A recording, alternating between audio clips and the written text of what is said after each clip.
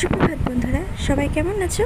আশা করছি সবাই ভালো আছো। সবার আশীর্বাদ ও ভালোবাসাতে আমি আমার পরিবারকে নিয়ে বেশ ভালোই আছি। তো এই দেখো, আজকে কিন্তু কচুর শাকের একটা দারুণ রেসিপি নিয়ে চলে এসেছি তোমাদের সামনে, আবার একটা নতুন ব্লগে।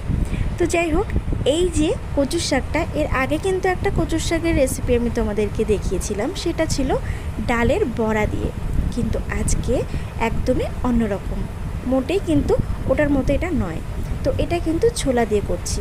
তো ছোলা দিয়ে আমি কিভাবে এই রেসিপিটা করছি সেটাই কিন্তু তোমাদের সাথে একটুখানি শেয়ার করে নিচ্ছি। তো প্রথমেই বলি, তোমরা কিন্তু প্রথমেই একটুখানি লাইক দিয়ে আমার ভিডিওটা স্টার্ট করো। তো চলো, দেখো কচুটাকে কিন্তু আমি বেশ ভালো করে সেদ্ধ করে নিয়েছি। সেদ্ধটা করানোটা তোমাদেরকে দেখা, তাহলে কিন্তু ভিডিওটা অনেকটা বড় হয়ে যাবে, আর সেই জন্য কিন্তু ওটা আর আমি করে দেখালাম না। তো যাই হোক, এবার দেখো আমি নিয়ে চলে এসেছি একটা পাটার ওপরে কিছুটা জিরে আর শুকনো লঙ্কা একটা এবং একটা তেজপাতা ভেজে এটাকে আমি গুঁড়ো করব।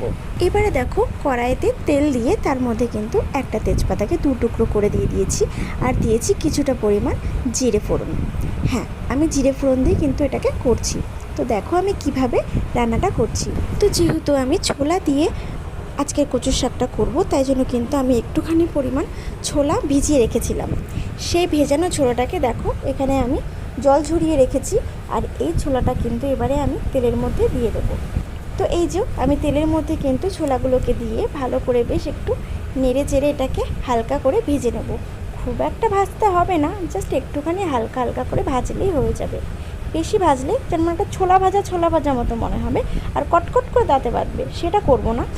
আমি কিন্তু একদম সহজভাবেই হালকা হাতে কিন্তু ভাজছি, যেটাকে আর কি কাঁচা ছোলা দিলেই হয়, সেটা একটুখানি তেলের মধ্যে জাস্ট ভেজে নিচ্ছি। এরপরে দেখো কচুগুলোকে আমি এক এক করে কিন্তু এর মধ্যে দিয়ে বেশ নেড়ে চেড়ে একটুখানি মিশিয়ে নেব।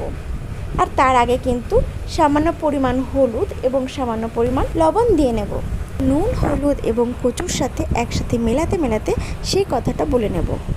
যারা এখনও অবধি একটা লাইক করোনি, তারা প্লিজ একটা লাইক করে আমার ভিডিওটা পুরোটা ফুল ওয়াচ করো, এবং কেমন লাগলো আজকের এই রেসিপিটা সেটা কিন্তু আমাকে অবশ্যই কমেন্ট করে জানিও।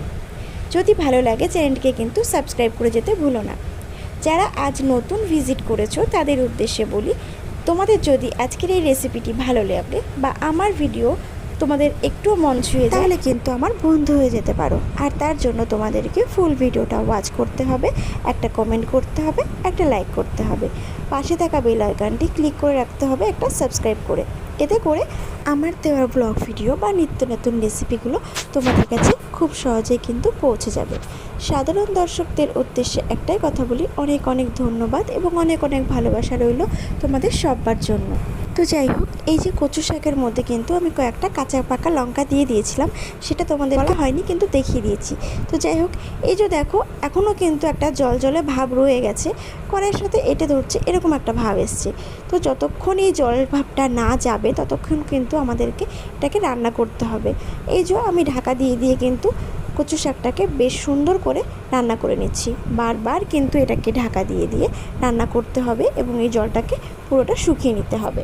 তো এই কচু শাকের জলটাকে মারতে একটা কথা বলে, যারা ফেসবুক পেজ থেকে দেখছো চাইলে কিন্তু পেজটাকে ফলো করে দিতে পারো, আর আমাকে কিন্তু কমেন্ট করে জানিয়ে যেতে পারো আজকের রেসিপিটা তোমাদের কেমন লাগে।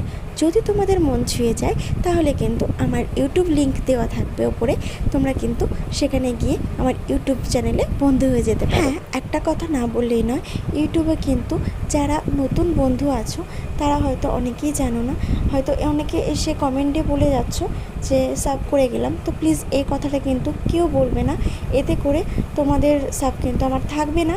এবং আরও একটা বিষয় যেটা, যে 24 ঘন্টা না গেলে কিন্তু কখনো সাব করাটা উচিত নয়, তাহলে কিন্তু সেই সাবটা থাকে না, একদিনের মধ্যে কিন্তু সেটা কেটে নেয়। তো সেইটা কিন্তু প্লিজ কেউ করবে না। তো যাই হোক, এই যে দেখো আমার এই রান্নাটা কিন্তু প্রায় হয়ে গেছে। এই যে দেখতে পাচ্ছ কড়াই থেকে কিন্তু উঠে আসছে, আমি তোমাদেরকে বেশ ভালো করে কিন্তু বোঝানোর জন্য দেখিয়ে দিচ্ছি, কড়াই থেকে উঠে এসছে দেখো।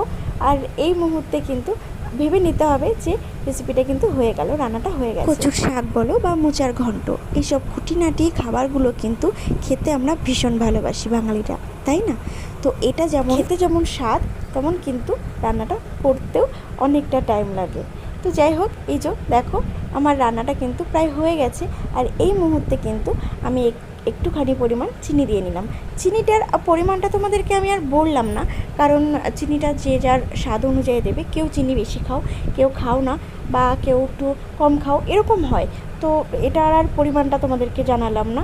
এভাবে কিছুটা তোমাদের স্বাদ অনুযায়ী কিন্তু তোমরা চিনিটাকে দিয়ে দিতে পারো। তো এবারে দেখো এই যে ভাজা মশলাটা যেটা আমি করেছিলাম, জিরে, লঙ্কা এবং তেজপাতার যে মিশ্রণটা আর কি, ওটাই কিন্তু আমি একটুখানি এর মধ্যে ছড়িয়ে দেবো। একটুখানি না, এই যে পুরোটা করেছি পুরোটাই কিন্তু অল্প অল্প করে আমি এর মধ্যে ছড়িয়ে দিচ্ছি। তো দেখতেই পাচ্ছ, এটাকে বেশ সুন্দর একটা ফ্লেভার আনবে, দারুণ একটা সেন্ট আনবে। তো এটাই কিন্তু আসল জিনিস। মানে এতক্ষণ যে কচুর শাকটা আমি রান্না করলাম, সবটা কিন্তু এই জিনিসটা দেওয়ার ফলে কিন্তু একটা অন্যরকম মাত্রা, অন্যরকম স্বাদ এনে দেবে। তো এই জিনিসটা কিন্তু একদম কেউ ভুলবে না, এটা কিন্তু কেউ স্কিপ করবে না। এটা দিলে কিন্তু অসাধারণ হয় খেতে বন্ধুরা। তো যাই হোক, এতক্ষণ অনেক বকবক করে ফেলেছি। তো আজকের এই রেসিপিটা কেমন লাগলো সেটা কিন্তু তোমরা অবশ্যই আমাকে কমেন্ট করে জানিও। তোমাদের একটা কমেন্টের আশায় কিন্তু আমি বসে থাকবো, আর একটা লাইক কিন্তু আমাকে সত্যি এক ধাপ সিঁড়ি এগিয়ে যেতে সাহায্য করবে। আর এই একটা তোমাদের যে কমেন্ট আমাকে অনেক অনেক অনেক উৎসাহিত করবে। তো প্লিজ আমাকে কিন্তু অবশ্যই তোমরা কমেন্ট করে জানিও। তো চলো, আজকের মতো এই অবধি। দেখা হবে নতুন ব্লগে। ততক্ষণ সবাই সুস্থ ভালো থাকবে এই জানিয়ে কিন্তু আজকের মতো আমি নূপুর বিদায় নিচ্ছি তোমাদের সবার কাছ থেকে। তো চলো, টাটা, বাই বাই।